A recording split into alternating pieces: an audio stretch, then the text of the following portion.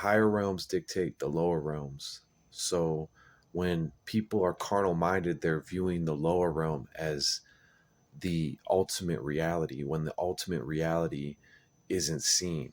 So you have to have your spiritual eye to basically perceive the higher realms. And when you perceive the higher realms, that's where everything happens in actuality, not down here. Down here is the result of higher realms. Um, Integrating duality within yourselves is key because you return into oneness, and when you return into oneness, you'll be able to uh, be whole. And when you're whole, you can perceive on a level of totality. Fragmented perception is based on egoic division and duality within the oneself.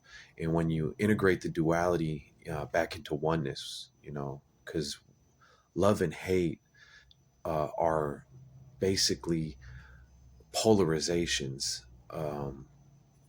Should I say not love and hate, but emotions that are externally focused with your love and your hate. But true love is within you and is part of your essence. So that love is not polarized. That's the 0 point love. That's your true essence. But the polarized love, which is an external based love and a temporal love, uh, which is just based on your five senses and outer perception, that love is the polarized love that is destructive because it draws you without outside of yourself. But the 0 point love, which is at the center of your being and is actually your true essence, that can basically move from just being in the center of your being to being your whole self, and that is known as the Atman. In Atman is I think from like that's what the yogis refer to it as, and the Atman is your eternal self, the unchangeable self. Your personality, your emotions, all that stuff is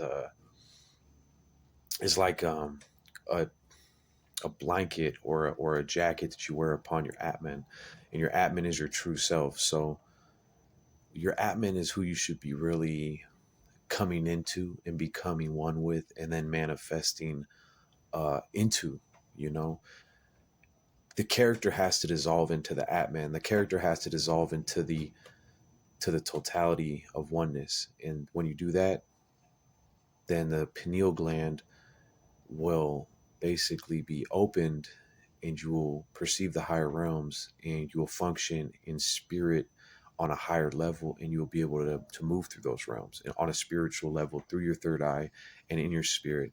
And the physical realm, the gravity, the weight that it has on most people won't be as heavy on you because you are in spirit above it.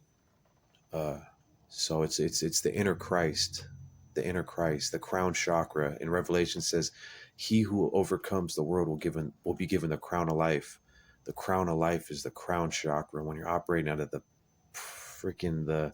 God self, the tip top of your highest being, that is your crown chakra.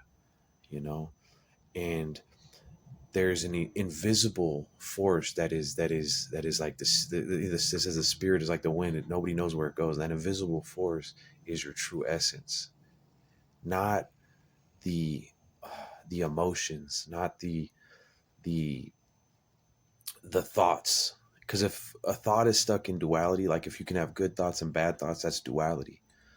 But in oneness and essence, there cannot be any error. There cannot be any destruction to the flow, to the perfect flow and presence of the God self, which is, you know, you and God in one accord and becoming, there's a oneness, and you are actually a piece of God and a part of God.